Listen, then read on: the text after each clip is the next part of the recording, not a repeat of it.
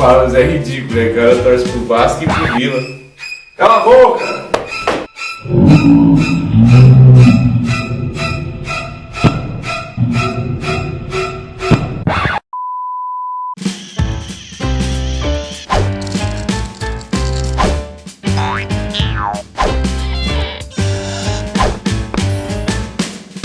E aí, Palmas? Beleza? Cuidado, velho. Cuidado. Tênis Já tem voando, hein? aqueles tênis da Sapatos Airlines. Bom, vamos falar hoje sobre números quânticos. O que é esses números quânticos, velho? Mas são os 4 números para a identificação e localização do elétron. Sério? É, que é E onde como ele fica localizado dentro do átomo. Véi, sério, velho. Sério, velho. Bom, do mesmo jeito que a gente localiza nossa casa, né? A gente também tem alguns números para localizar o elétron. O elétron. Para localizar a nossa casa, a gente Tem número do estado, número da cidade, da rua, depois tem o número da sua casa.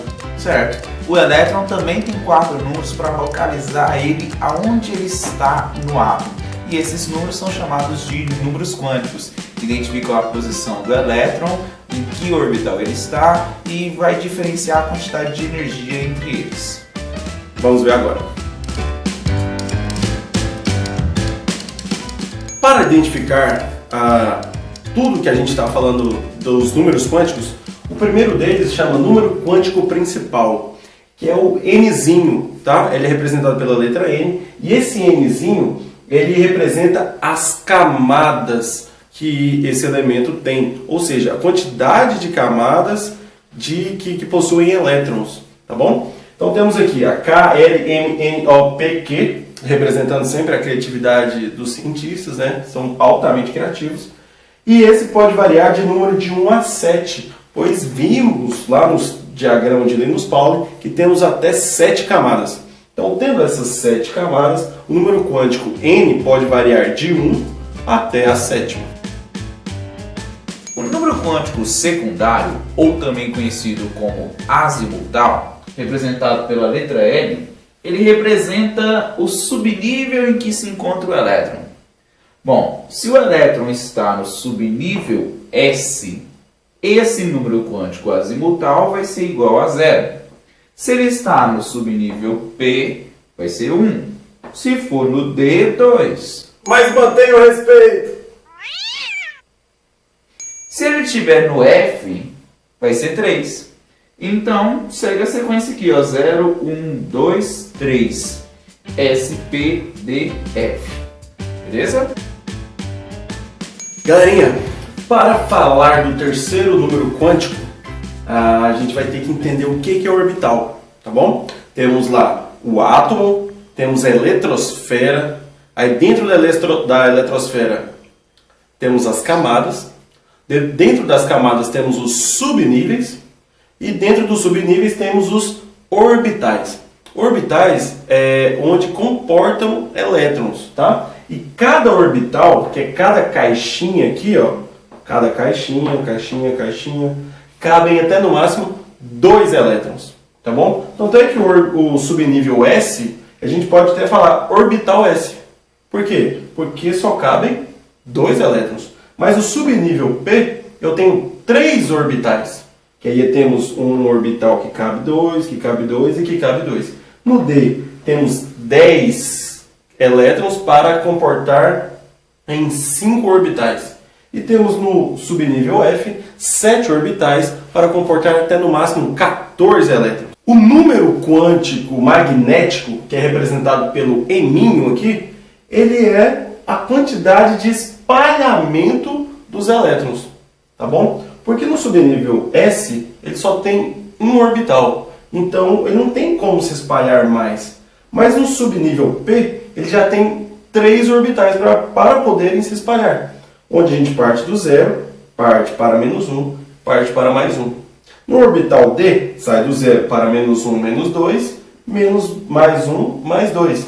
No subnível F, temos aqui menos 3, menos 2, menos 1, 0, mais 1, mais 2 e mais 3. Por quê? Porque ele pode se espalhar muito mais no subnível F, porque tem mais orbitais, ok? Então, esse número aqui em cima que eu coloquei para vocês, é um número que a gente vai identificar um endereçozinho do elétron, onde que ele está localizado.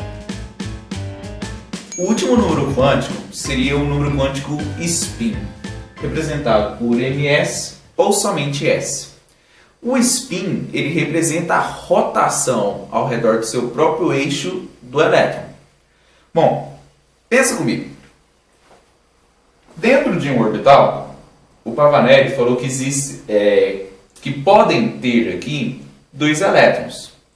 Mas espera aí, como dois elétrons podem ocupar uma mesma região, sendo que os dois têm carga negativa?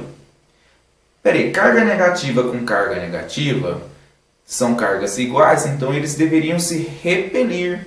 Como que eles podem ocupar uma mesma região? É porque existe realmente uma repulsão eletrostática entre eles. Porém, como eles estão girando em torno de si próprio o tempo todo, quando eles giram em eixos opostos, um girando no sentido horário e o outro girando no sentido anti-horário, eles criam um campo magnético.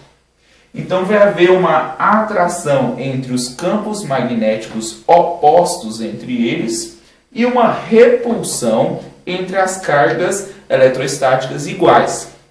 Então, existe um equilíbrio entre força de atração e de repulsão, fazendo com que esses elétrons se emparelham. Bom, aqui acontece o seguinte: quando o elétron tem uma rotação no sentido horário, a gente fala que ele tem um spin de mais meio e normalmente é representado uma setinha para cima. Quando ele tem uma rotação no sentido anti-horário, a gente fala que o spin dele é menos meio e a gente representa por uma setinha para baixo. Dentro de um orbital, não podem ter dois elétrons com o mesmo spin. Não pode ter dois elétrons com setinhas para cima, porque vai haver uma repulsão de cargas e uma repulsão magnética. Para que eles se emparelhem, eles têm que ter uma atração magnética. E para que isso aconteça, eles têm que ter rotações opostas. Então, dentro de um orbital, a gente pode ter dois elétrons, mas obrigatoriamente esses elétrons eles têm que estar com spins opostos. Se eu coloquei uma primeira setinha para cima com spin positivo, a segunda setinha obrigatoriamente tem que ser para baixo para que eles tenham spin opostos e possam se emparelhar. Ok? Então, essa primeira setinha que eu coloquei, ela teria um spin de mais meio e a segunda setinha teria um spin de menos meio. Bom, mas e se tiver mais do que uma caixinha? Opa, caixinha não, né? Vamos falar um nome mais bonitinho. Mais do que um orbital. Como que os elétrons se espalham em vários orbitais? Vamos fazer um exemplo aqui agora. Vamos identificar os conjuntos de números quânticos do elétron de diferenciação do ferro. Sempre que ele pergunta sobre o elétron de diferenciação, ele está falando do último elétron a ser distribuído. O ferro tem número atômico igual a 26. Então, primeira coisa para a gente identificar o último elétron que ele tem, a gente tem que fazer a distribuição eletrônica. Bom, então vamos lá. Distribuição eletrônica de 26. Rapidinho, ó. 1s2, 2s2, 2p6, 3s2, 3p6, 4s2 e 3d6. Lembrando que você tem que seguir a setinha, né? Tem uma setinha aqui, ó. O último a ser distribuído foi o 3d6. Então, peraí. Vamos pegar o último elétron que tem aqui. O número quântico principal, lembra que ele representa a camada? Então, N vai ser igual. O último elétron distribuído não está na camada 3. Então, o número quântico principal seria 3.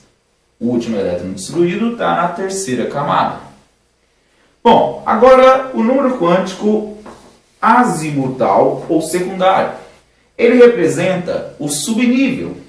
Quem está no subnível S tem número quântico azimutal 0. Quem está no subnível P tem número quântico azimutal 1. Quem está no subnível D tem número quântico azimutal igual a 2. O nosso elétron está no D, então o número quântico azimutal é 2. Vamos para o número quântico magnético. Espera aí. O número quântico magnético, ele representa o orbital. Quantos orbitais existem mesmo no subnível D? Lembrando que cada orbital suporta 2 elétrons e o subnível D vai até 10, então quer dizer que o subnível D tem no máximo, ele tem 5 orbitais. Então vamos representar aqui, 5 caixinhas, que são 5 orbitais. Certo? Os elétrons, de acordo com algumas regras, eles se distribuem o máximo possível nesses orbitais. Então a gente vai representar os elétrons assim. Primeiro, os elétrons com um tipo de spin vão se espalhar o máximo possível. Vamos padronizar como spin positivo, para cima. Então vamos lá. Antes de emparelhar um elétron, ele se espalha o máximo em todos os orbitais. Então, aqui não tem 6 elétrons. O segundo elétron vai estar aqui. O terceiro aqui. O quarto. O quinto. Já espalhou o máximo possível? Já, não tem mais onde colocar elétrons. Então, a gente vai fazer agora um emparelhamento de elétrons. O sexto elétron, ele vai estar posicionado bem aqui, no primeiro orbital. Espera aí, vamos identificar o número quântico magnético agora. Na caixinha do meio, sempre o número quântico magnético é 0. Para a direita, positivo, para a esquerda, negativo. Então vai ficar menos 1, menos 2, mais 1, mais 2. A gente quer do elétron de diferenciação, que é o último elétron da distribuição. O último elétron que a gente colocou, não é esse que está representado em vermelho? Em qual orbital ele está posicionado? Não é no orbital menos 2? Então quer dizer que o número quântico magnético é menos 2. Agora falta somente um número quântico, que seria o spin, representado por ms ou somente s. Bom, essa setinha aqui não foi a segunda ordem que a gente colocou? Depois que eu completei tudo, eu comecei a colocar setinha para baixo. Isso depende de algumas provas, padronização. Às vezes você pode colocar tudo para baixo primeiro, para depois colocar para cima. Mas normalmente as provas padronizam colocar tudo para cima primeiro com spin positivo e depois para baixo. Mas isso depende, tá? Não tem um padrão oficial. Então isso vai depender da prova que você estiver fazendo. Nesse caso, ele está para baixo. E quem está com setinha para baixo, girando no sentido anti-horário, tem spin negativo. Então o spin dele é menos meio. Certo? Então o elétron de diferenciação do ferro, 26, ele está posicionado no número quântico principal 3, no número quântico azimutal 2, no número quântico magnético menos 2 e no número quântico spin menos meio. Entenderam? Agora façam mais exemplos e nos perguntem nos comentários para ver se você está conseguindo realmente mostrar a posição do elétron. E você viu nessa aula sobre os números quânticos, os 4 números quânticos, identificação dos elétrons em suas respectivas posições. E só para ficar bem claro, não existe a possibilidade de 2 elétrons do mesmo átomo terem os mesmos números quânticos, tá? tudo tem que ser diferente ou somente um número quântico ser diferente um do outro. Sim, isso prova que eles não podem ter o mesmo spin.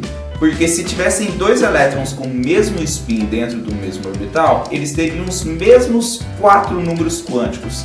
Então sempre que tiver um com spin positivo, o outro tem que ter um spin negativo, para que o conjunto de números quânticos de um elétron seja diferente do conjunto de números quânticos do outro elétron. Vixe, complicado, hein? Qualquer dúvida que vocês tiverem, pode deixar ou nos comentários, ou voltar um pouquinho o vídeo para entender tudo aquilo que a gente falou complicadamente. Você vai fazer isso tudo para que a coisa fique mais clara na sua mente.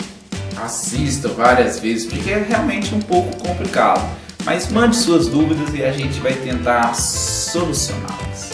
Certo? Valeu, galerinha. Até mais.